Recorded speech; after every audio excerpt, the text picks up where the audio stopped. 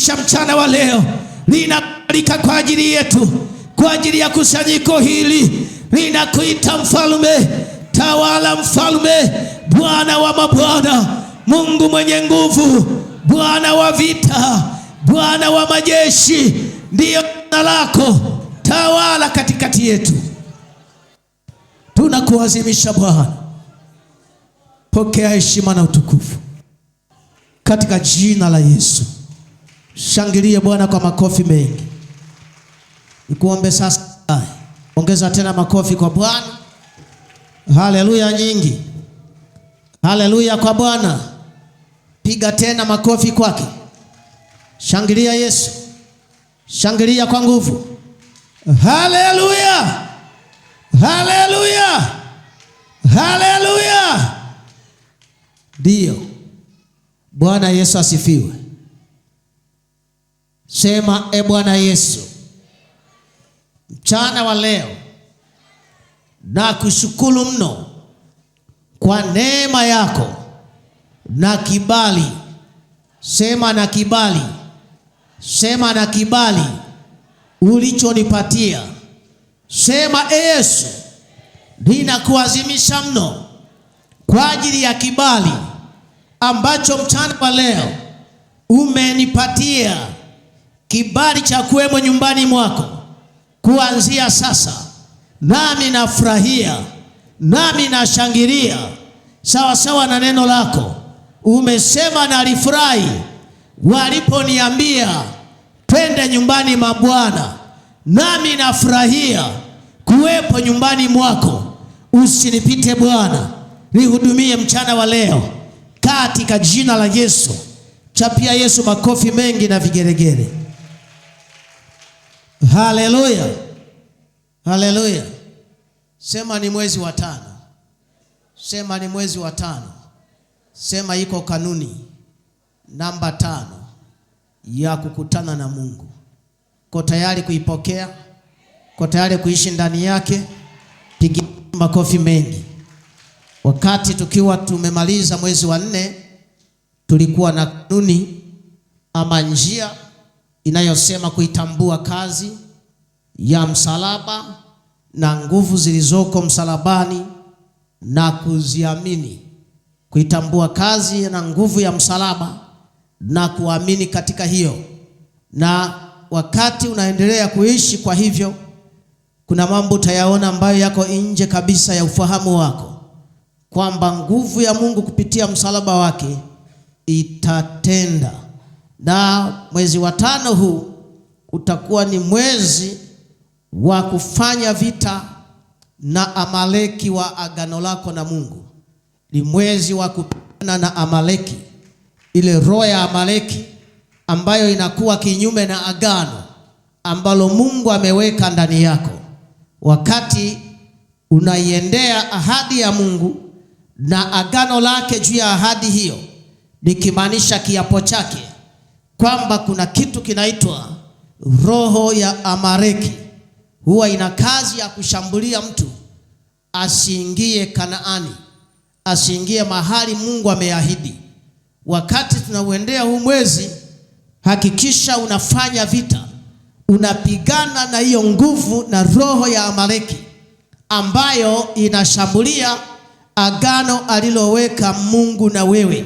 Maandiko yetu ya msingi yatatoka kwenye kitabu cha Kutoka, ile sura ya 17 mstari wa 8 hadi wa 16. Kutoka 17:8 hadi 16, na Kumbukumbu ya Torati ile sura ya 25 mstari wa 17 hadi wa 18. Na kwa sababu naweka msingi, ni vizuri sasa ukanisikiliza vizuri wakati wa kuweka msingi. Ninaposema kwa habari ya Amaleki, Amaleki hii ni roho. Lakini tukirejea kwenye agano la kale, Amaleki huyu alikuwa ni mtu, lakini ndani yake palitoka taifa, palitoka kabila, palitoka jamii ya watu. Na hawa walikuwa na kazi moja kubwa ya kuhakikisha wanafanya vita na Israeli, wakimshambulia Israeli, hasa wakati ambapo Bwana alipowatoa Israeli kwenye utumwa, wakati wametoka Misri, wakiwa wameanza safari mapema sana. Maana ukisoma kitabu cha Kutoka ile sura ya 12 kwamba Bwana amewapigania, wametoka kwa ushindi, na Farao amewafuatia, amemezwa na bahari, wakiwa wanaimba wimbo sura ya 15 wakimtukuza Mungu. Sura ya 17 Amaleki akatokea, akaanza kuwashambulia ili wasiweze kuiendea ahadi ambayo Ibrahim alipewa na baba yake Mungu wa mbinguni, ya kwamba nchi hiyo wanayoiendea uzao wake ulikuwa umepewa. Ibrahim aliambiwa mapema, Mungu alimwahidi mapema. Kwa hiyo Amaleki ana roho, ama ni roho kamili ambayo inacheza na kile Mungu ameahidi kwako. Nikwambia, aliko jambo duniani ambalo linaweza kufanyika wakati Mungu akiwa amenyamaza. Unapoona jambo linafanyika, lina ahadi ya Mungu ilitangulia. Unapoona kuinuliwa, kuna neno la kuinuliwa lilitangulia. Unapoona kuponywa, kuna neno la kuponywa lilitangulia. Maana ili Mungu atende kazi, ni lazima atume neno, na hilo neno ndilo linaumba alichokusudia. Neno la Mungu la ahadi kwako, neno la Mungu ambalo Mungu anakusudia kulitimiza kwako, huwa linaambatana na kiapo chake. Ninaposema adui wa agano lako na Mungu, ninamaanisha adui wa ahadi yako ambayo Mungu amekuahidi, lakini kwa kiapo. Ahadi ya Mungu siku zote huwa inakuwa nje ya uwezo wa akili. Wakati Mungu unaona anatuma neno, ni mahali ambako akili imegota. Wakati anamwona Ibrahimu amezeeka, amemwona Sara amezeeka, alipeleka neno la ahadi kwamba utazaa mtoto, kwamba kwenye viuno vyako Ibrahimu, kwenye tumbo lako Sara ambalo tayari limechoka, atatoka Isaka. Wakati anapewa ahadi hiyo, Bwana alikuwa anakusudia kuweka kiapo kwamba aliyoyasema yeye atayatimiza. Na wakati anasema Sara, yeye alicheka. Wakati mambo fulani ya akili yako inakataa, yeye ndipo anaahidi, na anasema yeye siyo mtu hata akaahidi uongo. Wakati akisema anaponya, yeye anaponya, na neno la ahadi hiyo lina kiapo cha kwake. Wakati nasemea juu ya agano lako, na yeye aliloliweka limefungwa kwenye ahadi ya neno, lakini hiyo ahadi ya neno ina kiapo. Anasema yeye hakika atatimiza. Lakini wakati ahadi na kiapo hicho, wakati unaelekea kuingia, kuna kitu kinaitwa roho ya Amaleki. Ina kazi ya kusimama kuzuia usiingie. Hicho ndicho kilifanyika kwa Ibrahimu kwa habari ya uzao wake, kwamba wametoka Misri na bahari wameivuka, na adui yao anayewatesa amekamatwa na bahari imembeza, lakini Amaleki alisimama. Natamani ujue kwa habari ya agano, linaposemea agano, lina mambo mawili kwa Mungu. Lina ahadi ya Mungu, lina kiapo cha Mungu. Na Mungu kwa sababu ya upendo, yeye anaweka agano na wanadamu. Mungu hawezi kufanya jambo na mwanadamu bila kuweka agano naye. Alipotaka kufanya jambo na Ibrahimu, aliagana na Ibrahimu. Alipotaka kufanya jambo na Nuhu, aliagana na Nuhu. Alipotaka kufanya jambo na Daudi, aliweka agano na Daudi. Na agano hilo lilitanguliwa na ahadi. Ahadi hiyo ni neno lake. Lakini kwenye hiyo ahadi, yeye aliapa kwa nafsi yake. Atasema mimi sio binadamu. Wanadamu wanaweza kudanganya. Wanadamu wanaweza kuagana na wewe wakadanganya ama wakabatilisha agano, lakini Mungu ni wa kuaminiwa. Yeye anasema atadumu wa kuaminiwa. Kama aliahidi ataponya, yeye ameapa ataponya. Kama aliahidi atabariki, yeye ameapa atabariki. Kama aliahidi atalinda, yeye ameapa atakulinda. Kama aliahidi atakuinua, yeye ameapa atakuinua. Naongea na mtu mmoja ambaye anayo ahadi ya Bwana ambayo ndani yake ina kiapo. Mungu akiapa ameapa. Walioahidiwa na Bwana maisha mema, Bwana ameapa ataachilia maisha mema. Walioahidiwa na Bwana ulinzi, Bwana ameapa atawalinda. Walioahidiwa na Bwana ushindi, Bwana ameapa atawashinda. Pe Yesu makofi mengi, maana naona yu tayari kutimiza alichoapa kwako. Wengine wana maswali, aliapa lini? Wengine wanajiuliza ni lini aliapa ama ni lini aliahidi. Kuna siku umepata mafunuo, kuna siku umesikia neno na hilo neno likawa kama ni la kwako. Kwa nini? Kwa sababu Bwana anakutaarifu ya kwamba ana mpango wa kukuinua, kwamba ana mpango wa kukubariki, kwamba ana mpango wa kukutumia. Wakati anaahidi hivyo, yeye aliapa atatekeleza. Wale wanaomwamini wampe makofi na vigeregere. Haleluya kwa Bwana. Sasa nisikilize. Nilikuwa nasema juu ya agano la Mungu kwako ama kwangu. Wakati unaletwa duniani, liko neno lililokuleta duniani. Wakati unaitwa kwenye wokovu, liko neno lilikuleta kwenye wokovu. Wakati Bwana anakuita kwenye utumishi huo, kuna neno lilitangulia linalosema juu ya huo utumishi. Na Mungu aliliambatanisha hilo neno na kiapo chake, ukiri wake ya kwamba lazima litimie. Naongea na mtu mmoja ambaye ana ahadi ya Mungu kwenye maisha yake. Walio na ahadi ya kupata mume mwema, Bwana ana kiapo cha kuwapa mume mwema. Wenye ahadi na Mungu ya kumtumikia, Bwana ana kiapo cha kuhakikisha anakuwezesha kwenye utumishi. Hata kama kuna mambo yanainuka, yeye ni wa kuaminika. Alichosema atatenda, na iwe kwako kwa jina la Yesu. Sasa Amaleki ni nani? Ni vizuri nijibu hilo swali mapema. Wale wanaosoma Biblia vizuri watakuwa wanamuelewa Amaleki. Amaleki ukisoma kitabu cha Mwanzo 36 kuanzia ule mstari, Mwanzo 36 mstari wa 12, utamkuta Amaleki hapo, na historia yake inaanzia hapo.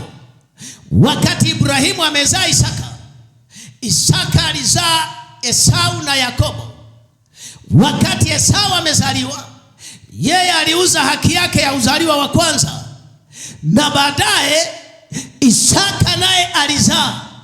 Biblia inamweleza kwenye huo Mwanzo 36 ule mstari wa 12 ya kwamba mtu mmoja anaitwa Elifazi, na huyu Elifazi alikuwa na suria. Suria aliitwa Timna. Huyu Timna alikuwa ni suria katika nyumba ya Elifazi, lakini Timna akazaa na Elifazi. Nani alizaliwa Amaleki. Na kwa sababu alizaliwa nje ya mapenzi ya Mungu, Biblia inasema ni mwana haramu. Na kwa sababu ni mwana haramu, hakuwa na ruhusa ya kukaa kwenye mkutano pamoja na watu wa Mungu. Kwa hiyo Amaleki alipozaliwa, yeye alikuwa adui wa watu wa Mungu. Kwa nini? Kwa sababu hana ruhusa ya kukaa pamoja na watu wa Mungu mkutanoni mwa Mungu. Kwa hiyo Amaleki alikuwa na vita na uzao wa Isaka na uzao wa Yakobo. Ndio maana tunaona anawatenda mabaya, na Mungu anaapa kwa habari ya Amaleki. Anasema atakuwa na vita naye kizazi hata kizazi. Kwa ninaposema Amaleki, hii ni roho inafuatilia mtu kizazi hata kizazi. Na wakati kizazi fulani Bwana anakiinua, hicho kizazi roho ya Amaleki inatafuta kukizuia kuinuliwa. Wakati Mungu anataka kubariki kizazi, roho ya Amaleki inainua kuzuia baraka za kizazi hicho. Wakati Mungu anataka kuponya kizazi, hicho kizazi kinainukiwa na roho ya Amaleki. Roho ya Amaleki ilikaa katika njia ambayo Israeli walitakiwa kupita kuiendea ahadi ya Bwana aliyoahidiwa Ibrahimu, aliyoahidiwa Isaka, aliyoahidiwa Yakobo, tulioahidiwa sisi tulio katika Kristo Yesu. Amaleki sasa ni roho, na wala si mtu, na wala si binadamu, na wala si kabila. Ni roho inafuatilia kizazi na kizazi, ikizuia kile Mungu ameahidi kwetu. Ashukuriwe Bwana. Anasema ahadi zake ni ndio, ahadi zake ni amina, ahadi zake ni kweli. Alilosema nalitenda. Pe Yesu makofi kama unanielewa. Tusome kwanza Mwanzo hiyo 36, alafu nitakurudisha kule. Mwanzo 36:12.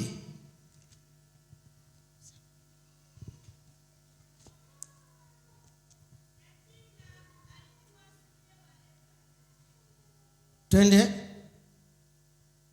Biblia inasema na Timna alikuwa ni suria wa Elifazi. Timna alikuwa ni suria wa Elifazi, mwana wa Esau. Naye akamzalia Elifazi Amaleki. Naye huyo Timna akamzalia Elifazi Amaleki. Hao ndio wana wa Ada mkewe Esau. Hawa ndio wana wa Ada mkewe Esau. 13. Shapo. Timna alikuwa ni suria wa Elifazi. Elifazi akaingia kwa Timna suria, akamzalia mwana anaitwa Amaleki. Na kwa sababu ni mwana wa suria, ni mwana haramu kwa nyumba ya Esau, na uelewe huyu atafanya vita na Israeli. Yeye atakaa kati ya Israeli na utimilizo wa ahadi ya Mungu kwa Israeli. Amaleki atakaa kati yako wewe na utimilizo wa ahadi ya Mungu kwako. Kama Mungu ameahidi kukulinda, Amaleki atakaa kati yako na hiyo ahadi, akizuia, akihakikisha upokee ulinzi wa Bwana. Nataka unielewe, mwezi wa 5 ni mwezi wa kushindana na kilichokaa kati yako, kinachozuia ahadi ya Mungu kwako isitimie. Hicho kinachozuia, hicho ndicho nakiita Amaleki. Kuna kitu gani kimekaa kati yako wewe na kile Mungu amekuahidi? Kama Mungu ameahidi afya njema, nani amekaa kati yako na hiyo ahadi? Kama Mungu ameahidi baraka ya ulinzi, ni nani amekaa kati yako na hiyo ahadi ya ulinzi? Amaleki hukaa katikati, na ajenda yake ni kuzuia ya kwamba watu wasione utimilizo wa ahadi za Bwana. Nikwambie, Mungu ameapa na anasema yeye alichoahidi atakitenda. Sharti Amaleki aondoke kati yetu. Wakati anaondoka kati yetu, yale Bwana ameahidi atayafanya. Na nikisema Bwana kufanya aliyoahidi, huo ndio udhihirisho wake kwetu. Waliotendewa na Bwana utawasikia wanasema nimemuona Bwana. Waliotendewa na Bwana utawasikia wanaeleza nimeona mkono wa Bwana. Wameuonaje mkono wa Bwana? Ahadi ya Mungu imetimizwa kwao. Kama Bwana alisema atabariki biashara yao, wakiona biashara inaongezeka watasema nimeuona mkono wa Mungu. Maana yake Amaleki amekaa mbali. Nasema juu ya habari ya mwezi wa 5, iko kanuni ya kushambulia. Akae kati yetu na ahadi ya Bwana, atuzuiaye utimilizo wa ahadi ile, atucheleweshaye kwenye kile Mungu ameahidi. Tunasema tunampiga kwa jina la Yesu, tunamuondosha mahali hapo kwa damu ya Yesu. Pe Yesu makofi mengi na vigeregere. Kuna mtu ananielewa? Kitabu cha Kutoka sura ya 17. Ukimwacha Amaleki akalia ahadi ya Mungu iliyoko mbele yako, utaona wenzako wanavuka. Roho ya Amaleki iliwatesa Israeli, na hiyo ndiyo ilipelekea ufalme wa Sauli kuanguka. Maana ndiyo iliyokuwa inatenda kazi na mfalme Agaki. Wakati ufalme wa Amaleki anaitwa Agaki akitawala, Biblia inasema Bwana akamwambia Sauli, nenda, Amaleki nimemtia mikononi mwenu. Maana Mungu alikuwa ameapa kumfuta Amaleki. Kila kizazi kikija, Amaleki huwa ni kizuizi. Bwana akatangaza kizazi hata kizazi nitamuondoa Amaleki. Wakati wa kizazi, nyakati za Sauli, Biblia inaeleza Bwana akamwambia mfalme Sauli aliyewatawala Israeli ya kwamba hakikisha unamfuta mbali Amaleki na vyote alivyo navyo futilia mbali, maana mfalme Agaki wa Amaleki nimemweka mikononi mwenu. Wakati Sauli anazembea kumwangamiza Agaki na kuangamiza ambavyo Bwana ametamka kwenye neno, Biblia inaeleza ufalme wa Sauli ndipo ulikomea, kwamba alinyang'anywa akapakwa mafuta kumtafuta mwingine. Sikiliza nikuambie, kuna wakati ambapo Amaleki unapomwacha kutawala, kuzuia hatua zako, njia zako. Nitakueleza huyo Amaleki namsema ni nani. Yawezekana hujanielewa. Nataka uelewe nilikoanzia, ama huko alikoanzia Amaleki. Yeye alikuwa adui wa Israeli. Siku zote aliwazuia Israeli, na kuna mazingira aliyoyatumia. Kwa nini? Kwa sababu hii ni roho. Inajua mwelekeo wako, inajua hatima yako, inajua baraka zako zilivyokuu, inajua kuinuliwa kwako kuliko kwa namna ya pekee. Inasimama kati yako na kile Mungu amekuahidi. Usikubalie kwa damu ya mwana kondoo, ikatalie kwa jina la Bwana wa majeshi. Haleluya kwa Bwana. Kutoka 17. Kutoka sura ya 17 mstari wa 8. Neno la Mungu linasema, wakati huo Waamaleki wakatokea, wakapigana na Israeli huko Refidim. Musa akamwambia Yoshua, tuchagulie watu waende kupigana na Waamaleki. Kesho nitasimama juu ya kilele kile, na ile fimbo ya Mungu nitakuwa nayo mkononi, na mamlaka ya Mungu nitakuwa nayo mkononi. Basi Yoshua akafanya kama Musa alivyomwambia. Yoshua kuwa mbishi, usiwe mbishi, fanya sawa sawa na Bwana nitumavyo kwako kusema. Akapigana na Amaleki. Yoshua akaenda akapigana na Amaleki. Na Musa na Haruni na Huri wakapanda juu ya kile kilima. Wao wakaingia mlimani pa Bwana. Ikawa Musa alipoinua mkono wake. Leo tungesema wakafunga na kuomba. Leo tungesema ni Musa na Haruni na Huri. Tungetamka ni mtumishi wa Mungu kwako na wale walio pamoja naye. Wakasimama kwenye mlima wakamtafuta Bwana. Ikawa Musa alipoinua mkono wake. Ikawa Musa alipoomba. Israeli walishinda. Na aliposhusha mkono wake, wakati Musa amechoka, Amaleki walishinda. Lakini mkono wa Musa ulilegea. Basi wakatwaa jiwe. Wakabeba jiwe kina Haruni na Huri. Wakaliweka chini yake akalikalia. Haruni na Huri wakaitegemeza mikono yake. Ya Musa. Mmoja upande huu na mmoja upande huu na mwingine upande huu. Mikono yake Musa ikadhibitika. Ikawa imara. Hata jua lilipozama. Yoshua akawaangamiza Amaleki na watu wake kwa ukali wa upanga. Wakati mikono ya Musa imeimarika, Yoshua akaangamiza Amaleki kwa ukali wa upanga. Bwana akamwambia Musa, andika habari hii katika kitabu kile, ukumbusho, kisha ihubiri masikioni mwa Yoshua. Kikawe ukumbusho, kisha kiseme masikioni mwa Yoshua, ya kuwa nitaufuta ukumbusho wa Amaleki kabisa. Usiwe tena chini ya mbingu. Musa akajenga madhabahu. Akaita jina lake Yehova Nisi. Akasema Bwana ameapa, Bwana atakuwa na vita na Amaleki kizazi baada ya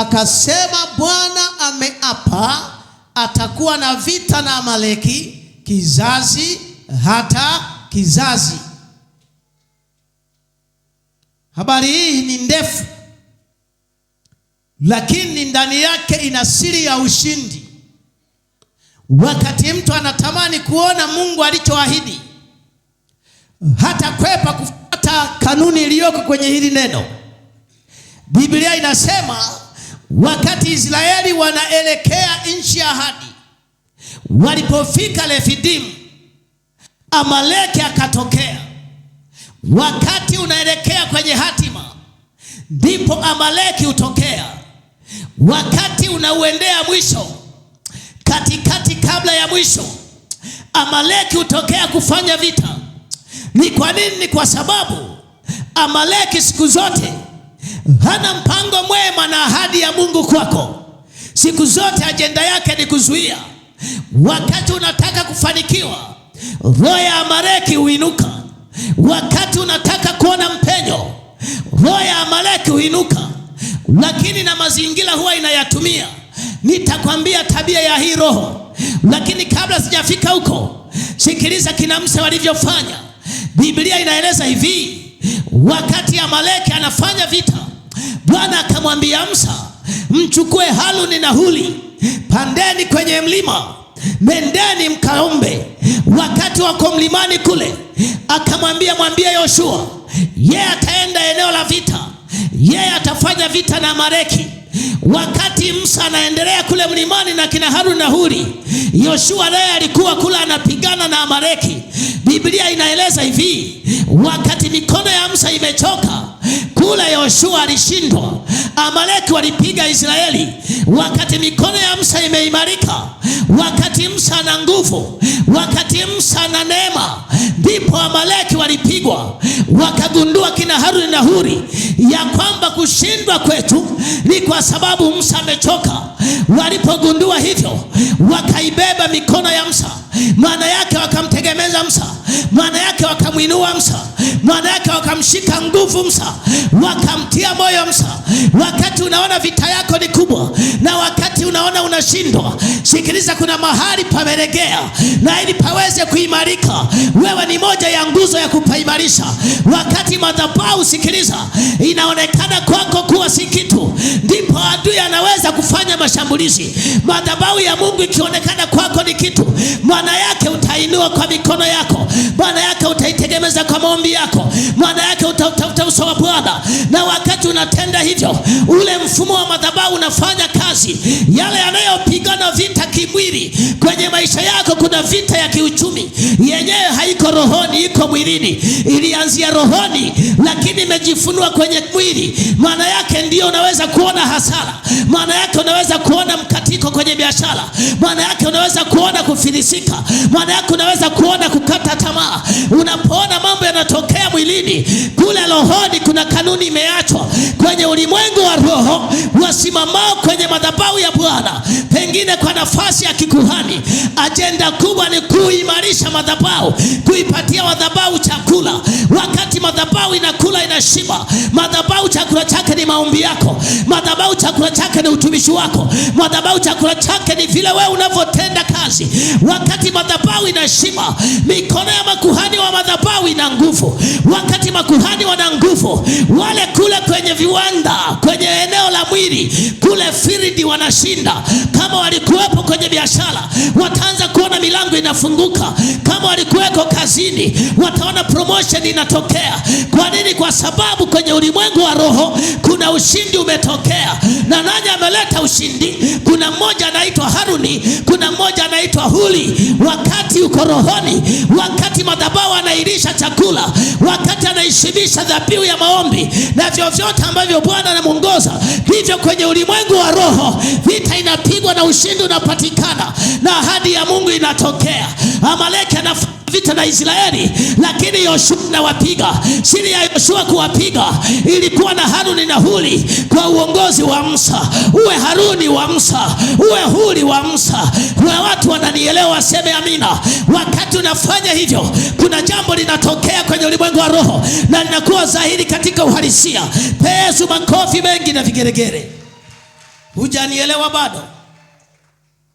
Roho hii ina tabia zifuatazo. Roho ya Amaleki, tabia zake. Moja ya tabia ya roho ya Amaleki, inamshambulia mtu wakati akiwa dhaifu. Roho ya Amaleki inamshambulia mtu wakati akiwa amechoka. Roho ya Amaleki inashambulia mtu ambaye nguvu zake zimepungua. Roho ya Amaleki inafanya mashambulizi kwa mtu yule ambaye anapita jangwani, kwenye hali ya ukame, kwenye hali ya kupungukiwa. Roho ya Amaleki inainuka kufanya vita. na lengo lake ni kuzuia huyo mtu asifikie utimilizo wa ahadi. Nasema habari ya kukutana na Mungu. Amaleki akipisha njia yako, utimilizo wa kile Mungu ameahidi utauona kwa macho ya mwili ukianzia rohoni.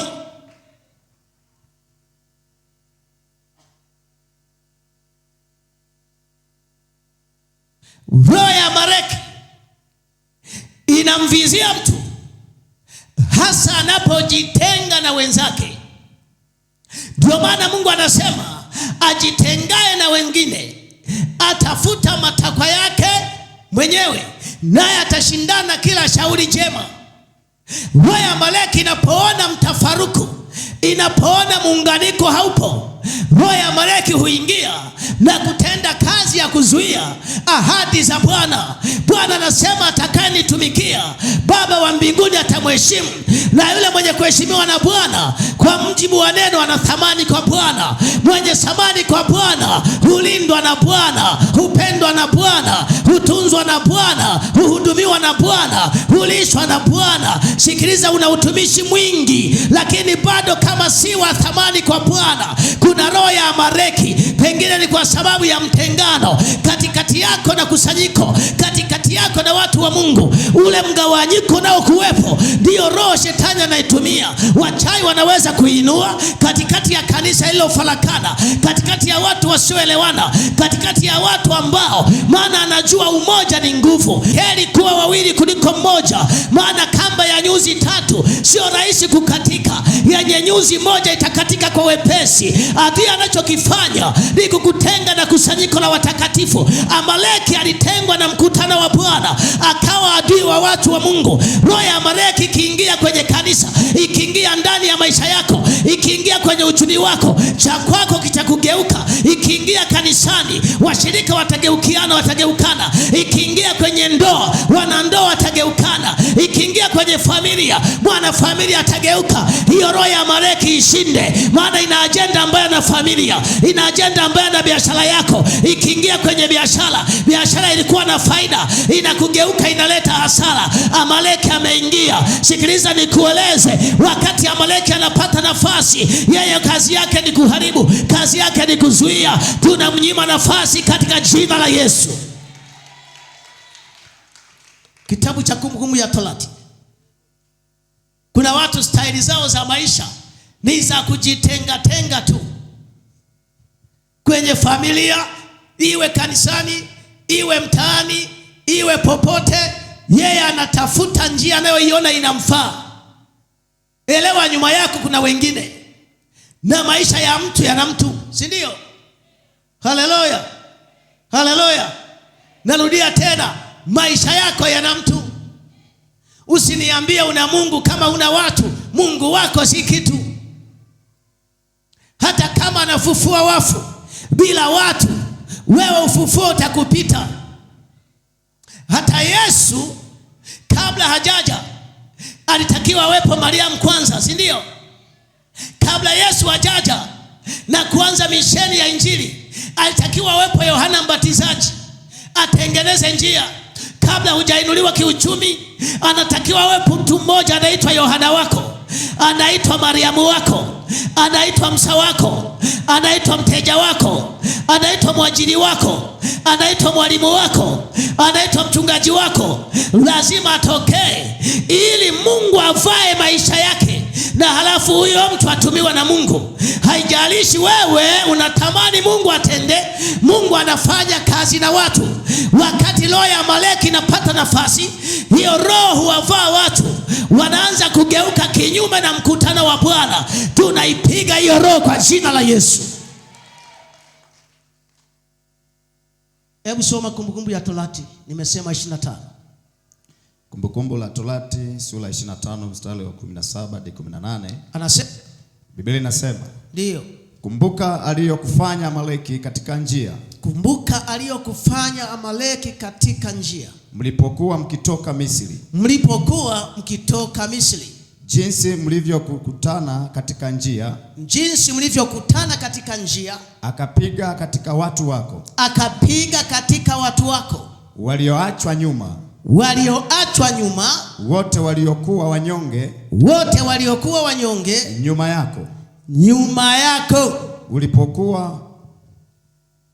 Ulipokuwa umechoka na kuzimia, ulipokuwa umechoka na kuzimia, wala asimche Mungu, wala asimche Mungu.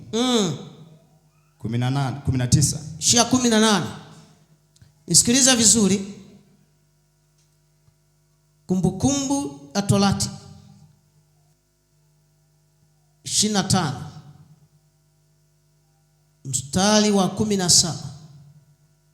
Anasema, kumbuka aliyokufanya Amaleki katika njia mlipokuwa mkitoka Misri.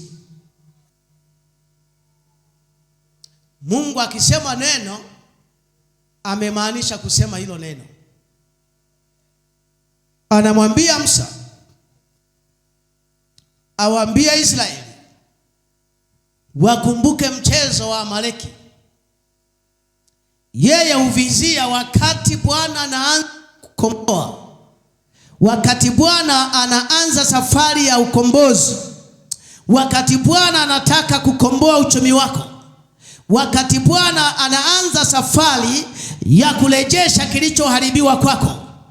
Baada ya kuwa Bwana ameanza hizo hatua, maana yake kuna sehemu anataka kufikishe. Wakati unaendelea kufika mahali anataka ufike, roho ya Amaleki hutokea, lakini huwa inaangalia mazingira yafuatayo. Mazingira namba 1, ule mstari wa 18.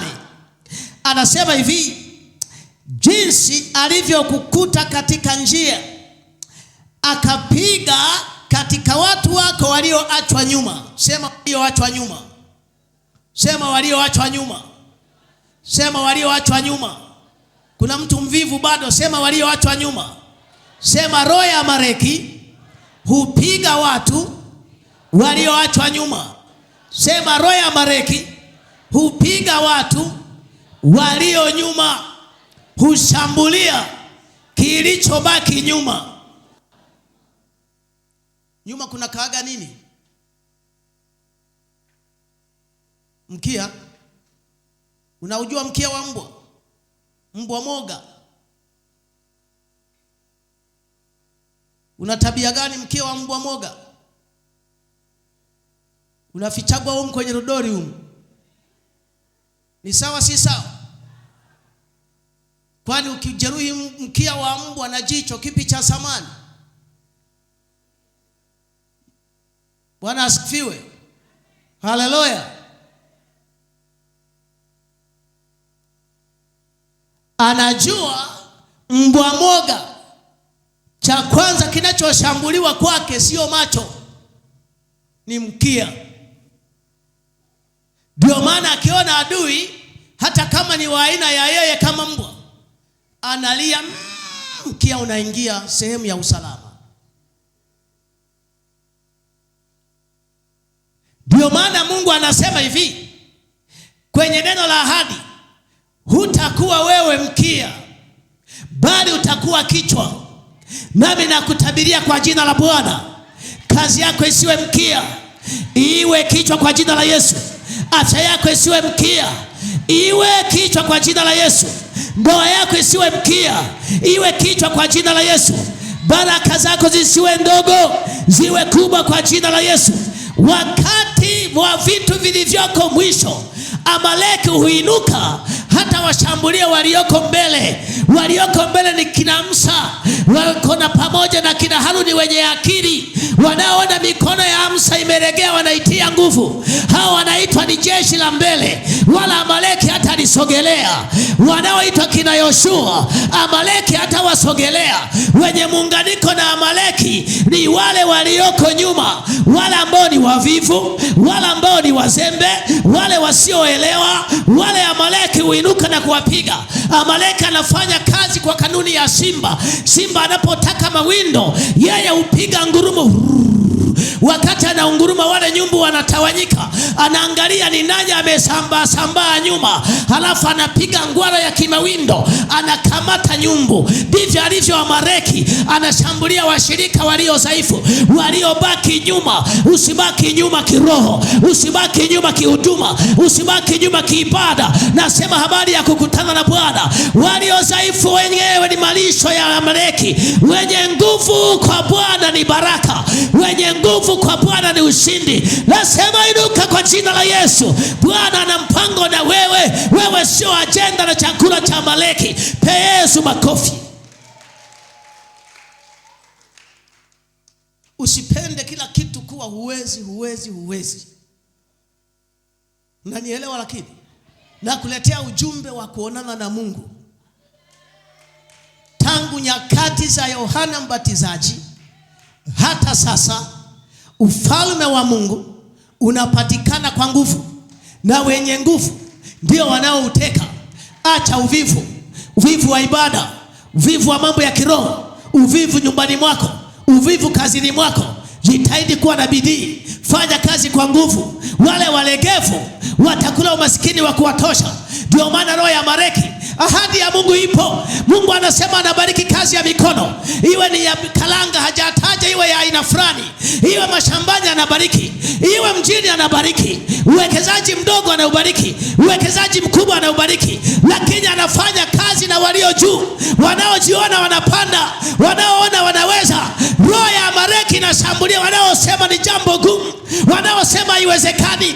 Hao ndio chakula cha Amaleki. Nasema usiwe wewe kwa jina la Yesu. Unanielewa vizuri? Sema nakataa leo. Sema kwa jina la Yesu. Nakataa kuwa chini, nakataa kuamkia. Kuna watu mpaka hata haya maneno hawayaamini. Nimekwambia kila ahadi ya Mungu ina kiapo cha nani? Ahadi ya Mungu jumlisha kiapo cha Mungu, unapata agano la Mungu kwako. Mungu hafanyi kazi na mtu bila agano. Ukisikia kuna agano la wokovu na ndani yake kuna baraka, wanaona baraka ni wale ambao wanatembea kwenye agano hilo.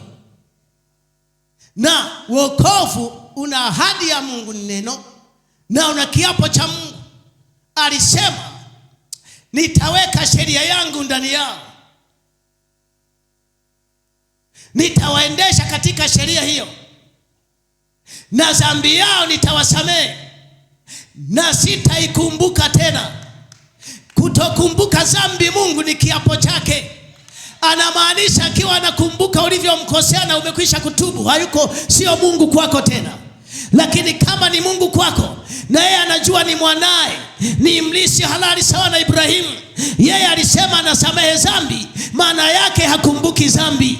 Wala ambao wanatembea kwa kuinuka, kwa maana ya wasibaki chini, wanajua mpango wa Mungu wa wokovu ni kwamba Bwana akisamehe amesamehe. Umenielewa? Nilikuwa nasikiliza mtu mmoja siku moja kwenye semina ya watumishi, akatufundisha hivi: moja ya vita ya Sauli ya huduma na wokovu haikutoka nje, ilitoka ndani ya kanisa. Umenielewa? Upinzani wa Sauli ambaye ni Paulo, asilimia kubwa ulitoka kwa wapendwa. Unanielewa vizuri? Ulitokana na nini? Wakati hajaokoka aliwauzi. Umenielewa? Na walikuwa hawajui Mungu akisamehe ana ahadi ya kusamehe. Wanaomgeukia Kristo wakigeuka kwa kumaanisha anasamehe, na akisamehe hakumbuki. Wanadamu watakumbuka, yeye hakumbuki tena. Anasema anaitupa dhambi mbali kama ilivyo mashariki na wapi? Haziwezi kukutana hata siku moja. Sasa Sauli amekutana na Mungu akaitwa Paulo. Wapendwa bado wanabaki na Sauli muuaji.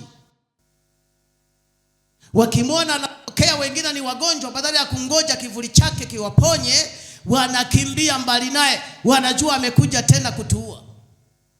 na huenda waliingia maombi ya kukemea na kufunga. Kuna watu tumekemea sana, paka na hela ambazo ni muujiza ziliachwa njiani na wachawi jana usiku, umezikemea na zenyewe. Chukua, shukuru Mungu, kale ushibe. Bwana asifiwe. Ila kama una Amaleki anakuvizia, ukisikia hofu, basi na unanifuata mimi, na niambia ziko huko. Mimi na shida na hela za huduma na hela za familia, watu wale washibe walale, hazijatosha. Umenielewa? Hazija. Na Mungu aliniambia ulisi wangu ni yeye. Huenda ni muujiza wangu, amekupa wewe hofu, zikemekeme. Njoo niambie kama umeogopa kuzibeba. Kama unaweza kuzibeba, beba niletee. Tuko sawa sawa? Haleluya. Agano la Mungu kwako ni lipi? Ni ahadi ya Mungu juu ya maisha yako ambayo imeambatana na kiapo chake kwenye hiyo ahadi. Kama amesema atakuinua, ni swala la muda na wakati wa Mungu. Jitahidi kuwa mvumilivu, chochea hiyo ahadi. Sumbua Mungu madhabahuni, mfuate kila wakati, mwambie umesema. Haleluya. Kuna mtu ananielewa? Pepea mkono wako hivi. Tukitoka hapo kwa walio nyuma, kuna kitu ameongea tena. Anasema hivi: akapiga watu wako walioachwa nyuma wote, waliokuwa wanyonge. Sema wanyonge. Walio nyuma wanaweza kuwa sababu ya kukaa nyuma ni unyonge, lakini sio wote wakao nyuma ni wanyonge. Kuna watu ni tough, umenielewa? Kuna watu nini? Lakini wanajifanya sio, mwisho wake rohoni wanasomeka ni wa mwisho, ni wanyonge.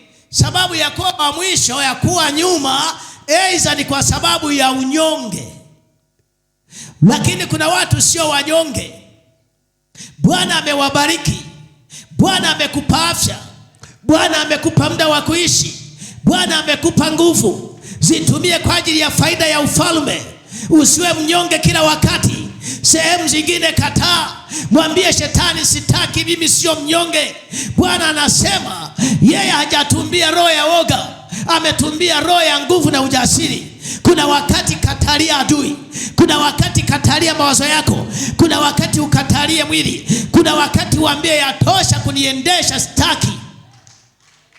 Na mbingu zitashangilia kwa ajili yako. Anasema hivi, roho ya Amaleki inashambulia walio wanyonge.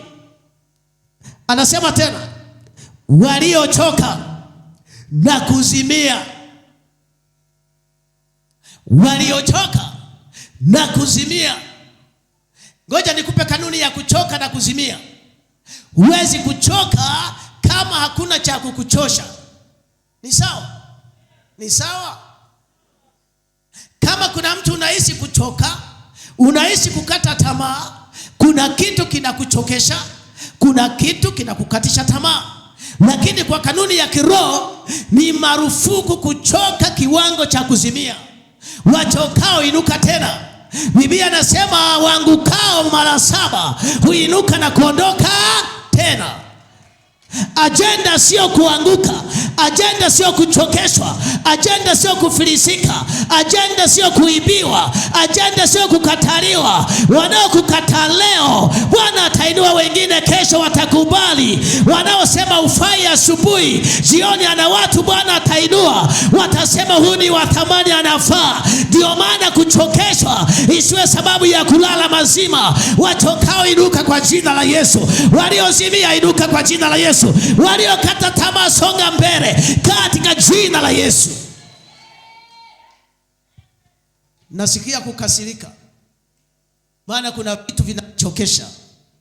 Unatamani utafute ka kiwanja kingine, lakini Bwana anasema wanaochoka wana nafasi ya kuinuka tena.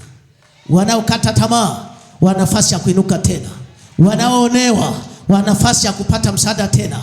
Nasema inuka kwa jina la Yesu. Nasema usichoke kwa jina la Yesu. Hata kama nguvu zinaisha, Bwana anasema wamngojeao hawatazimia wala hawatachoka, watapata nguvu mpya, wataruka juu kwa mbawa kama tai. Wale wazimiao huku wakimngoja Bwana hawatazimia jumla, watainuka kwa wakati wa Bwana na kutabiria inuka kuanzia sasa katika jina la Yesu. Haleluya. Wazimiao wale wachokao na kuzimia, wazimiao na kuchoka, anasema hivi, wala usimche Mungu. Sasa ukifikiria hili neno, unaanza kuona sababu ya adui kushambulia watoto, vijana. Wakati tunaelekea kuzeeka hivi, wakati mwingine kama tupo shetani anaweza asiwe na ajenda na sisi sana. Anaweza kushambulia wale ambao bado wana dalili za kuwa na nguvu, na kwa sababu ndio wanaenda kwenye hatua za kuwa na nguvu, anaanza kuwabinya huku wakiwa bado kwenye umri mdogo. Wengi tumeharibiwa maisha yetu. Ukikuta tunaongea mtaani, utasema natamani kurudi utotoni. Mimi mwenyewe natamani nirudi sekondari form 1. Maana tulikuwa na ujinga kule tunaambizana shuleni. Umenielewa vizuri? Unatamani siku zijirudie hivi. Unanielewa madam? Lakini ndo zimeenda. Hamna rivers ya maisha. Iko kwenye gari na bajaji, kwenye pikipiki haimo. Lakini vyote ni vyombo vya moto. Ifasi ya pikipiki ukijifanya unadondoka. Umenielewa vizuri? Maisha yako ni mwendo kama wa pikipiki. Ni mbele tu, kitaka kurudi nyuma mpaka ugeuke hivi. Sasa sio rahisi wewe kugeuka maisha yako. Wakati muda unapopita, kuna jambo kubwa limepita kwenye maisha yako. Ashukuriwe Mungu anayerejesha uhai wetu tukitambua kanuni yake. Kama unanielewa sema amen. Haleluya kwa Bwana. Wakati unaona kuna udhaifu, usiruhusu udhaifu uwe ni mlango wa Amaleki kukuzuia. Kuna mtu ananielewa? Wakati unaona kuzimia, usiruhusu kuzimia kukawa mlango wa adui kukuzuia. Ninawafurahia wafanya biashara wakubwa, wawekezaji wakubwa, walianza kwa kufilisika kwanza. Umenielewa? Umenielewa? Walipokuwa wakianza jambo, wengi unakuta walifunga wakaanza jingine, na lenyewe likakwama wakaanza jingine. Ukisoma historia za watu hao, wana tabia ya kutokuchoka. Kwa nini? Kwa sababu wanaona wanakoenda watafika bila shaka. Ni kwa nguvu ipi? Wengine wanatumia na nguvu za giza, lakini bado wanatumaini. Wengine wanaamini Mungu, lakini bado wanatumaini. Hawaruhusu kuchoka. Ndio maana wanagusa hiki. Vile ambavyo wewe unaviona vifai, wao ndio wanavitumia kuinuka. Tena wanasema tatizo lako kwao ni fursa, si ndio? Haleluya. Haleluya. Kwa hiyo wakati nasema juu ya habari ya kupigana na roho ya Amaleki, iangalie sana wakati wa kuchoka kwako. Wakati kuna jambo linakufanya kuchoka, niombe usimame. Jambo gani linakufanya kuwa dhaifu? Huo ndio mlango wa hilo. Simama tu kwa miguu yako hivi hapo ulipo. Alafu inue mikono yako juu. Simama, muda wangu ni mchache. Nataka tuwe na ibada ya ushirika mchana wa leo. Inua mikono yako juu.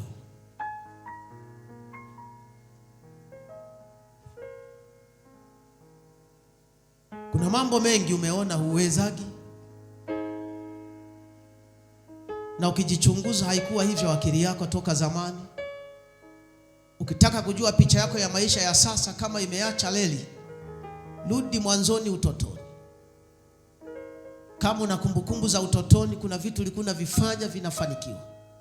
Hata kama ni kibaya, ukikiamulia kinafanikiwa. Rudi siku za nyuma kule.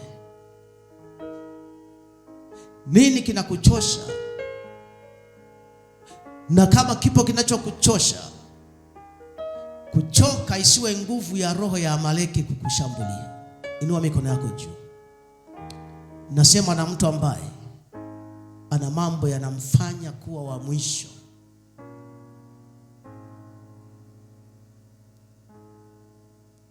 Inua tu mikono yako. Kama una mwenzako amekaa unamsimamisha. Watoto mtulie, tulia watoto vizuri.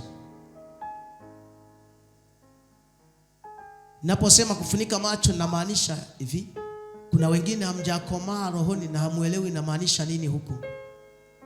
Utachukuliwa na vitu vingine ambavyo vinapita huku na kule. Kufunika macho sio ka utaratibu fulani ka kila ibada ya maombezi. Ni usalama wako. Ni usalama wako. Kama una uwezo mkubwa, ushinikizwe kufunika macho. Lakini hiyo ni heshima na alama ya kutaka kusubiri Mungu anachotaka kufanya. Inua mikono yako juu. Hebu sema na mimi maneno haya. Sema, Bwana Yesu, mchana wa leo nimetambua ya kuwa katika kila eneo la maisha yangu ipo ahadi yako ambayo ndani yake ina kiapo chako. Najifunza kwa Ibrahim, ulipomuita ulimwahidi mambo yafuatayo. Ulimwahidi kuwa na uzao mwingi, na ukasema na hapa kwa nafsi yangu ya kwamba uzao wako utakuwa mwingi. Lakini ya Bwana ukamwahidi nchi ya ahadi ambayo ulimwambia kizazi chako cha 4 baada ya miaka 400 watarudi hapa, watalisi nchi. Na ukaapa ukasema, hakika nitakupa nchi hii wewe na uzao wako. Neno lako linasema walio katika Kristo Yesu ni walisi pamoja na ahadi za Ibrahimu. Kama ulimwahidi Ibrahimu, na leo tunaona yale uliyomwahidi, tumesikia kwamba uliyatenda. Maana uliapa, uliweka kiapo cha damu cha wale viumbe 5 wakiweko ndege na wanyama aliyowapasua Ibrahimu, na wewe ukapita katikati ukasema, hakika nitafanya niliyoahidi. Ndipo kusema mchana wa leo, kwa damu ya Yesu, ahadi zako kwenye maisha yangu, wewe uishie uliyeahidi. Umesema sio binadamu.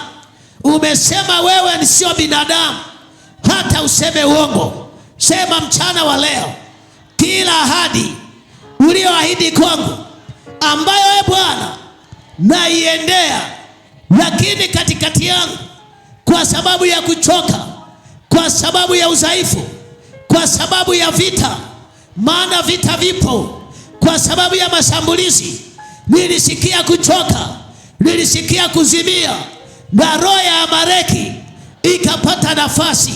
Sema mchana wa leo, ewe nguvu ya kuzimu, ewe nguvu ya Amaleki, ewe roho ya uharibifu uliyekaa kati yangu na utimilizo wa ahadi ambazo Bwana ameniahidi, kuanzia leo nasema achia uzao wangu, achia baraka zangu, achia baraka zangu. Maana Bwana ameniahidia na ameapa mbele yangu ya kwamba atatenda. Nasema achia baraka zangu, achia afya yangu. Kuna jambo ni la kwako, tamka achie. Roho ya Amaleki fanya vita nayo, iambie iachie. Nimekupa nafasi kwa damu ya mwana kondoo. Unaona nini kinakuchelewesha? Unaona wapi unachelewa? Unaona eneo gani unachelewa? Nani anayekuchelewesha? Kinachokuchelewesha ndiye roho yenyewe. Yawezekana ni tabia, huwa inainuka kila ukitaka kufanikiwa. Hiyo ni tabia ya Amaleki, tunaikamata iachie. Huenda ni namna fulani ya mashambulizi ya nguvu za giza. Kemea kwa sehemu yako, kwa maisha yako, katika jina la Yesu. Na kamata hiyo nguvu inayomshambulia mtu wakati anaelekea kustawi kiuchumi, maana Bwana amemwahidia kwamba atamstawisha, na ikamata hiyo nguvu inayoshambulia huyo mtumishi wakati anauendea utumishi, maana Bwana amemwita ili aweze kumtumikia.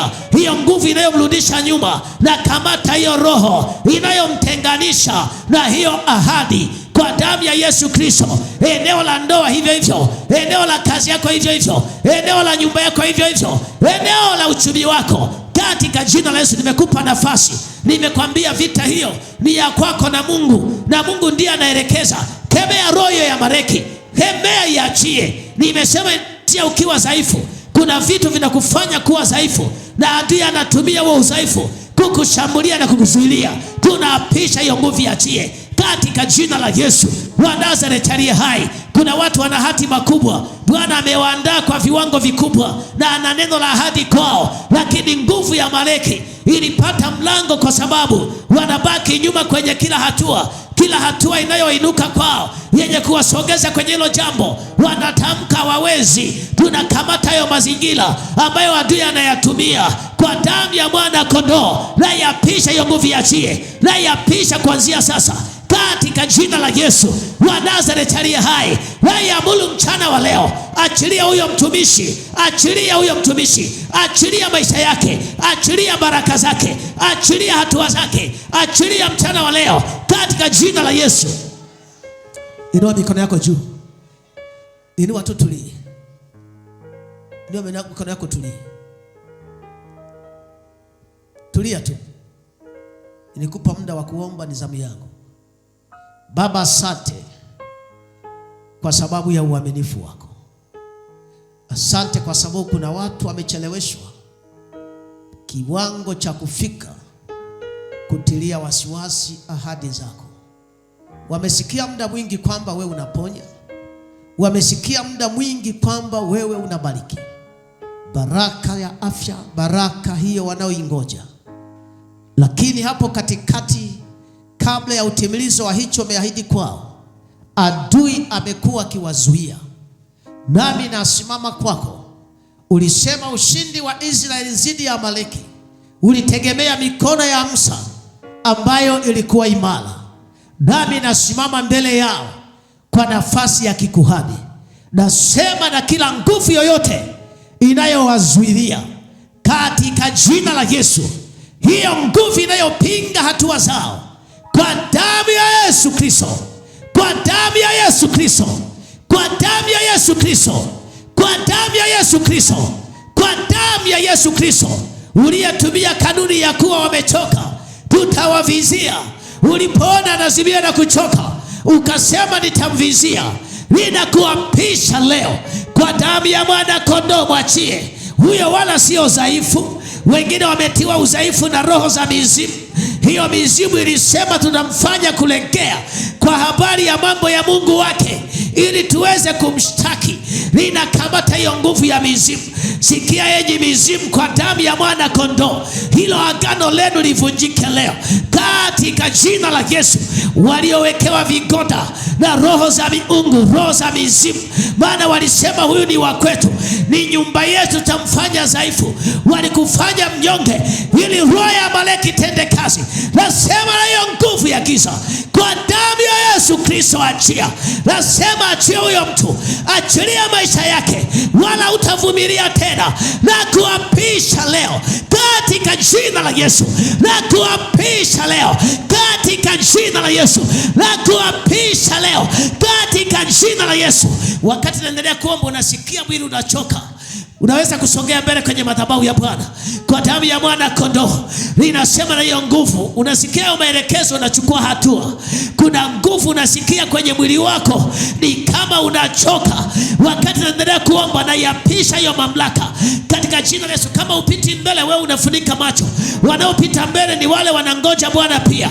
Kwa damu ya Yesu Kristo wa Nazareti aliye hai, wala usijishauri, unasogea tu taratibu. Na iamuru hiyo nguvu inayokushambulia, inayoweka udhaifu ndani yako kwa damu ya Yesu Kristo. Ninauachilia moto kwa damu ya Yesu Kristo. Ninauachilia moto kwa damu ya Yesu Kristo. Hiyo nguvu ya mateso, hiyo nguvu ya uharibifu inayoshambulia maisha yako, inayosimama kati yako na kile Bwana ameahidi, na iapisha leo, na iapisha iachie, na iapisha kwa moto katika jina la Yesu wa Nazareti aliye hai. Wanasema na alama yetu, maana tuliagana naye tukampa alama. Unasikia mkono unawasha, mkono wako wa kushoto kwenye kidole cha ndoa waliweka alama yako, waliweka alama yao kwako, wakasema huyu ni wa kwetu.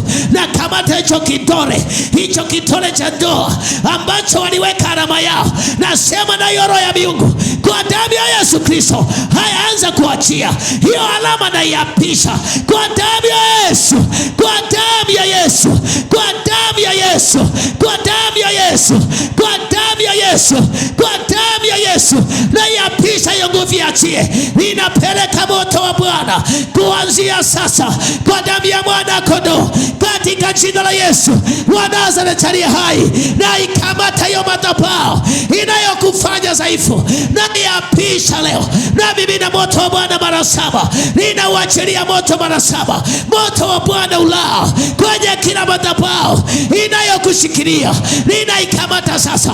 Ninamimina moto na uachilia moto kwa damu ya Yesu, kwa damu ya Yesu, kwa damu ya Yesu, kwa damu ya Yesu, kwa damu ya Yesu. Mwachie kwa damu ya Yesu, achia. Sikia roho ya Amaleki unayekaa kati yake, kila kiinuka kiroho unaweka uzio, unaweka upinzani na kuapisha leo. Haya, chomoka, chomoka, ondoka, mwachie. Fanya na kachia maisha yake, achia hatima yake, na uagiza moto kwako, na mimi na moto kwako kwa damu ya Yesu Kristo, kwa damu ya Yesu Kristo. Roho ya Amaleki achia, nguvu za giza achia, nguvu za giza achia damu ya Yesu, kwa damu ya Yesu. Hautavumilia, na mimi na moto kwa damu ya Yesu, kwa damu ya Yesu, kwa damu ya Yesu. Achilia huyo mtu, achilia maisha yake, achia hatima yake katika jina la Yesu wa Nazareti aliye hai. Uliyepita mbele, endelea kumwamini Bwana na ikamata hiyo nguvu. Walisema tutamkalia asiweze kuinuka, ninawakamata leo. Achia kuanzia sasa, achilia huyo mtu. Roho ya Amaleki unayezuia Kanaani yake, ahadi yake, ahadi ya Bwana aliyomwahidia. Bwana alimwahidi atamponya, ndio maana aliokoka, ndio maana alimwamini. Napeleka moto kwenye ulimwengu wa roho, nguvu za giza, nguvu za pepo, nguvu za majini, nguvu za mizimu, nguvu za kichawi. Sikia wewe kibuyu, naona kibuyu, kuna mtu amefichwa maisha yake kwenye kibuyu, na kikamata hicho kibuyu na kipasua, na pasua hicho kibuyu. Huyu aliyefichwa kwenye kibuyu, hicho kibuyu cha uchawi, kwa damu ya Yesu vunjika, kwa jina la Yesu vunjika, kwa jina la Yesu vunjika, kwa Yesu vunjika, kwa jina la Yesu vunjika, kwa jina la Yesu vunjika, kwa jina la Yesu vunjika. Anatoka kwenye hicho kibuyu, anatoka. Walisema tunamficha humu, walisema tunamweka humu. Maana yake kibuyu cha uchawi kinakotembea, wanatembeza maisha yake, na kipasua leo. Hicho kibuyu kinaachia afya yake, kinaachia maisha yake, kinaachia baraka zake. Wewe kibuyu cha kichawi, vunjika leo, vunjika leo, vunjika leo, vunjika leo, vunjika leo. Haya, mwachie. Fanya laka, fanya laka, fanya laka. Naongeza moto, naongeza moto, naongeza moto, naongeza moto. Wakati anafunguka huyu, kila aliyefichwa maisha yake, kila aliyefichwa maisha yake, kila aliyefichwa maisha yake, anaachiliwa, anaachiliwa, anaachiliwa, anaachiliwa kuanzia sasa kwa damu ya Yesu, kwa damu ya Yesu, kwa damu ya Yesu, kwa damu ya Yesu, kwa damu ya Yesu, kwa damu ya Yesu. Kimbia toka huko, kimbia toka huko, kimbia toka huko. Kibuyu kimevunjika, njoo nifuate. Kibuyu akikushikilia tena, roho ya Amaleki iliyovaa sura ya kibuyu inakuzuia, inayokuzuia, hiyo inaliwa moto, inaliwa moto, inaliwa moto, inaliwa moto, inaliwa moto, inaliwa moto. Na uagiza moto, moto mara 7 kwa damu ya Yesu, kwa damu ya Yesu, kwa damu ya Yesu, kwa damu ya Yesu, kwa damu ya Yesu, kwa damu ya Yesu. Achia maisha yake, achia maisha yake, achia maisha yake, achia maisha yake, achia maisha yake. Haya, nenda, achia maisha yake, achia maisha yake. Chomoka, chomoka, ondoka, chomoka, ondoka, chomoka. Kuna mtu anakusindikiza. Huyu anayekusindikiza, huyu anayekusindikiza, walimtuma akasema, akaahidi nitamleta, akaahidi nitamleta. Yesu ana ahadi ya kukutoa, ana kiapo cha kukutoa. Kimbia, toka, njoo, njoo na kuita, kimbia. Kuanzia sasa toka. Wewe sio wa huko, kimbia. Kuanzia sasa kwa damu ya Yesu, kwa damu ya Yesu, kwa damu ya Yesu, kwa damu ya Yesu, kwa damu ya Yesu. Nalipiga hilo agano, agano walilokusimamishia. Hilo agano livunjike, hilo agano livunjike, hilo agano livunjike, hilo agano livunjike, hilo agano livunjike kwa jina la Yesu. Agano la giza, agano la giza linasimama na Bwana. Bwana Yesu anasimamisha agano la ushindi kwake. Kuanzia sasa, nguvu za giza, nguvu za kichawi, nguvu za pepo, anza kuachia. Agano hilo mfunga, vunjika leo, vunjika sasa, vunjika kwa damu ya Yesu, vunjika kwa damu ya Yesu, vunjika kwa damu ya Yesu, vunjika kwa damu ya Yesu. Haya, chomoka, chomoka we msimamizi wa hilo agano, madhabahu ya kichawi, wasimamizi wake wa hilo agano, na lifyatua leo, linafyatuka, tayari linafyatuka, linafyatuka kwa moto mara 7, linafyatuka kwa moto mara 7. Hilo agano, hilo agano, hilo agano, hilo agano, hilo agano, hilo agano, agano livunjike kwa damu ya Yesu, kwa damu ya Yesu, kwa damu ya Yesu, kwa damu ya Yesu wa Nazareti aliye hai. Kila nguvu ya uharibifu, roho za kuzimu, anza kuachia. Achilia hii nafsi, achilia kuanzia sasa kwa damu ya Yesu Kristo, kwa damu ya Yesu Kristo, kwa damu ya Yesu Kristo, kwa damu ya Yesu Kristo, kwa damu ya Yesu Kristo. Sikia wewe unayemshikilia, mwachie, achilia maisha yake. Wewe roho ya Amaleki, usimamaye kwenye njia yake, usimamaye kwenye hatima yake, unayefuatilia hatima yake, kama Bwana ishivyo, aliye bendera yetu ya ushindi, aliye Jehova Nisi, linaachilia nguvu zake na damu ya Yesu ipite kuhuisha kuanzia sasa kwa damu ya Yesu, kwa damu ya Yesu. Wewe roho ya uchungu, roho ya kuzimia njiani na kuapisha, achia kuanzia sasa kwa damu ya Yesu, kwa damu ya Yesu, kwa damu ya Yesu, kwa damu ya Yesu. Tangazo walilotoa kwenye madhabahu yao kwamba wewe ni mali yao, na apisha kuanzia sasa. Bwana na agano na wewe, hilo agano livunjike. Agano la giza, agano la kichawi, agano la kiganga, enyi maagano ya giza. Yesu aliye mjumbe wa agano jipya, kwa damu ya kunyunyizwa inayonena mema, inanena mema kwake. Damu ya Yesu Kristo, damu ya Yesu Kristo, damu ya Yesu Kristo, damu ya Yesu, damu ya mwana kondoo, inanena mema kwake, inanena ushindi kwake.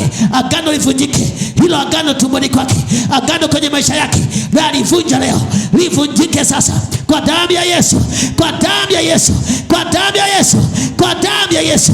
Hilo agano la uchawi, agano la uchawi, agano la madhabahu za kichawi, livunjike kwa damu ya Yesu. Ndio, kwa damu ya Yesu, ndio, kwa damu ya Yesu. Vunjika, vunjika mara 7, vunjika mara 7, vunjika mara 7, vunjika mara 7. Vunjika agano, agano la mauti ambalo Amaleki analisimamia, agano la mateso, vunjika leo kwa damu ya Yesu, kwa damu ya Yesu. Toeka ndani yake, toeka, machie kuanzia sasa kwa damu ya Yesu, kwa damu ya Yesu, kwa damu ya Yesu, kwa damu ya Yesu, kwa damu ya Yesu. Nguvu za giza, nguvu za giza, nguvu za uharibifu, kwa damu ya Yesu, kwa damu ya Yesu. Haya, achia, achia hatima yake, achia kuanzia sasa. Wewe unayemvizia kila wakati, anapotaka kuona mpenyo unasimama kumshambulia, achia mpenyo wake, achia, achia, achia, achia kuanzia sasa. Anatoka kwenu leo, kati yake na nyinyi mliosimama katikati yake kumzuia, na peleka moto, na upeleka moto, moto mara 7, moto wa Bwana ulao kwa damu ya Yesu, kwa damu ya Yesu, kwa damu ya Yesu. Hilo agano livunjike kuanzia sasa katika jina la Yesu wa Nazareti aliye hai. Nguvu za giza, roho za uharibifu, achia kuanzia sasa katika jina la Yesu wa Nazareti aliye hai. Huo muhuri wa agano, huo muhuri wa agano kuanzia sasa kwa damu ya Yesu, na kamata huo muhuri kwa damu ya mwana kondoo. Huo muhuri na uvunja hiyo alama ya agano ivunjike kuanzia sasa kwa damu ya Yesu Kristo, kwa damu ya Yesu, kwa damu ya Yesu. Na vunja huo muhuri kuanzia sasa kwa damu ya Yesu, kwa damu ya Yesu, kwa damu ya Yesu, kwa damu ya Yesu, kwa damu ya Yesu. Vunjika, vunjika, vunjika, vunjika kataba wa giza, kataba wa kichawi, vunjika leo. Liko agano jipya, agano la Bwana linaloambatana na ahadi ya ukombozi kuanzia sasa kwa damu ya Yesu. Mwachie kuanzia sasa, achilia maisha yake. Haya, nenda, fanya laka, mwachie Yesu, mjumbe wa agano jipya kwa damu ya kunyunyizwa. Haya, nenda, hamtamwingiza tena kwenye mkataba. Hilo agano livunjike. Agano la damu ya Yesu nalisimamisha juu yake, nalisimamisha juu yake. Hao walinzi wa agano waliosimamia kiapo cha wachawi, cha mizimu, haya, ondoka, nenda, chomoka, ondoke kuanzia sasa kwa damu ya Yesu. Nenda, kaa ndani yake kwa jina la Yesu. Haya, mwachie, nenda. Walinzi wa mkataba, achia maisha yake kwa damu ya Yesu. Iko ahadi ya Mungu juu ya afya yako, iko ahadi ya Mungu juu ya afya yako, iko ahadi ya Mungu juu ya afya yako. Bwana ameapa kwa kupigwa kwake akasema umeponywa. Hilo agano la mateso na magonjwa kwa damu ya Yesu, achilia hatima yake kuanzia leo kwa damu ya Yesu. Iko ahadi ya Mungu, iko ahadi ya Bwana juu yake katika jina la Yesu. Kila nguvu inayomtesa katika jina la Yesu, iko ahadi ya Mungu kwake kuanzia sasa kwa damu ya Yesu. Na isimamisha, isimame juu yake, ushindi upatikane kuanzia sasa kwa damu ya Yesu, kwa damu ya Yesu, kwa damu ya Yesu, kwa damu ya Yesu, kwa damu ya Yesu. Agano la ushindi, agano la baraka, agano la kuinuliwa, agano la kufunguliwa, agano la kuponywa, agano lisimame kwake. Na kamata huo wasifu waliompa, hiyo ajenda waliosimamisha pamoja naye kwenye ulimwengu wa roho, na ivunja mchana wa leo, ivunjike kuanzia sasa katika jina la Yesu. Ivunjike hiyo ahadi walioahidiana naye, na ivunjike kwa damu ya Yesu, kwa damu ya Yesu. Ivunjike hiyo ahadi kuanzia sasa, ahadi ya madhabahu za kichawi. Vunjika, vunjika, vunjika, vunjika, vunjika, vunjika, vunjika, vunjika, vunjika. Liko agano jipya kwenye maisha yake, liko agano la damu ya Yesu laliinua juu yake, agano la damu ya mwana kondoo laliinua juu yake, linalosema Bwana atatimiza, linalosema Bwana atatenda. Bwana ana kiapo, anasema atafanya kwa damu ya Yesu, kwa damu ya Yesu, kwa damu ya Yesu, kwa damu ya Yesu, kwa damu ya Yesu, kwa damu ya Yesu. Ahadi ya Bwana yenye kiapo kupitia msalaba na damu yake, lisimame hilo agano kuanzia sasa kwenye maisha yake kwa damu ya Yesu, kwa damu ya Yesu. Walinzi na wasimamizi wa huo mkataba, achia kuanzia sasa, achia maisha yake, achia hatima yake katika jina la Yesu wa Nazareti aliye hai. Damu ya Yesu. Wale wahudumu wa vitu vya ushirika, sogeza huko. Kwa damu ya mwana kondoo, visogeze madhabahuni. Kwa damu ya mwana kondoo, kwa damu ya mwana kondoo aliye mjumbe wa agano jipya, na ikamata hiyo nguvu ya Amaleki, roho ya Amaleki, roho ya Amaleki unayeviziaga ahadi za Mungu kwa wanadamu, unawavizia kuwachelewesha, kuzipindisha. Haya, anza kuachia kuanzia sasa, kuanzia sasa, kuanzia sasa, kuanzia sasa kwa damu ya Yesu, kwa damu ya Yesu. Bwana ameapa kwa nafsi yake, anasema alichoahidi atatenda, na ameahidi kupigana na Amaleki kizazi hata kizazi. Sikia wewe roho uviziaye akiwa dhaifu, uvizi akiwa amechoka, akiwa katika hali ya kuzimia, anza kumwachia. Achilia maisha yake kwa damu ya Yesu, kwa damu ya Yesu, kwa damu ya Yesu. Mwachie mchana wa leo, achilia maisha yake katika jina la Yesu. Haya, nenda, nenda, nenda tu, toka ndani yake kwa jina la Yesu. Haya, nenda, nenda, mwachie, mwachie. Huo udhaifu wa ibada, huo udhaifu unaomuingizia ili mshambulie hatima yake. Haya, nenda, mwachie, achia maisha yake, toka kuanzia sasa kwa damu ya Yesu wa Nazareti aliye hai. Neema yako Bwana isimame pamoja na mtumishi wako kuanzia sasa. Kila nguvu inayoshambulia hatima yake imwachie, hiyo nguvu iachie. Roho iviziao njiani kushambulia hatima yake, kwa damu ya Yesu, kwa damu ya Yesu, kwa damu ya Yesu, kwa damu ya Yesu, kwa damu ya Yesu, kwa damu ya Yesu, kwa damu ya Yesu. Katikati yake ondoka, ondoka, unayemzuia, unayezuia utimilizo wa ahadi ya Bwana. Alisema yeye anaokoa, alisema anasamehe, alisema anaponya. Mwachie maisha yake, nenda, nenda tu, nenda tu, mwachie. Fanya laka, chomoka, chomoka, chomoka, chomoka, chomoka, nenda kuanzia sasa kwa damu ya Yesu, kwa damu ya Yesu, kwa damu ya Yesu. Kuanzia sasa awe huru, awe huru, awe huru, awe huru katika jina la Yesu.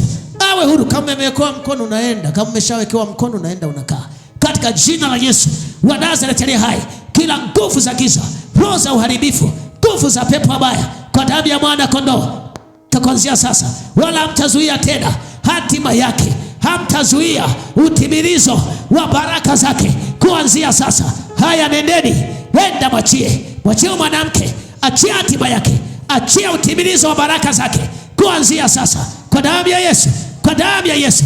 Nenda tu, nenda, nenda, mwachie kuanzia sasa katika jina la Yesu, katika jina la Yesu wa Nazareti aliye hai. Mkono wako Bwana uwe juu yake kuanzia sasa. Neema yako, neema ya ushindi, neema ya baraka, neema ya utimilizo wa ahadi ya Mungu kwake katika jina la Yesu iwe juu yake. Kila nguvu inayozuia, kila nguvu inayomshambulia, inayomchelewesha kuingia mahali pa ahadi ya Bwana, nguvu iachie kuanzia sasa kwa damu ya Yesu wa Nazareti aliye hai. Neema ya Mungu ikufunike, uweza wa Bwana uwe juu yako katika jina la Yesu wa Nazareti aliye hai. Neema ya Kristo iwe juu yako katika jina la Yesu wa Nazareti aliye hai. Ahadi yako Bwana itimie kwake, ahadi yako kwake itimie Bwana katika jina la Yesu. Uweza wa damu yako umfunike kuanzia sasa kwa damu ya mwana kondoo katika jina la Yesu wa Nazareti aliye hai. Kila nguvu ya mateso, kila nguvu ya uharibifu iliyofunga tumbo lake, hilo tumbo lake la kizazi, hilo tumbo lake la kizazi. Sikia wewe uliyeshikilia kizazi, Bwana aliahidi Sara katika uzee, akamwambia utakumbatia mtoto. Na Sara hata kama hakuamini, lakini Bwana alichoahidi aliapa kwa Ibrahimu ya kwamba atatenda.